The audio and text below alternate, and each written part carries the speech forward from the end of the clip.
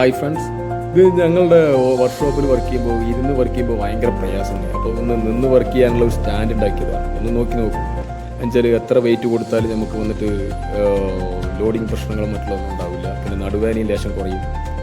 ഇഷ്ടപ്പെട്ട ലൈക്ക് ചെയ്യും. ആകെ എക്സ്പെൻസ് വരുന്നത് മുക്കാലിക്ക് 1.5 സ്ക്വയർ ട്യൂബ് വന്നിട്ട് ഒരു 2 ലെങ്ത് പൈപ്പാണ് നമുക്ക് ആകെ ഇതിൻ്റെ ചിലവ് വരുന്നത്. പിന്നെ അടിയിൽ ഇവിടെ വേസ്റ്റ് 5/8 റാഡ് ഉണ്ടായിരുന്നു, അതും അതിൽ അഡീഷണൽ ആഡ് ചെയ്ത് കൊടുത്തിട്ടുണ്ട്.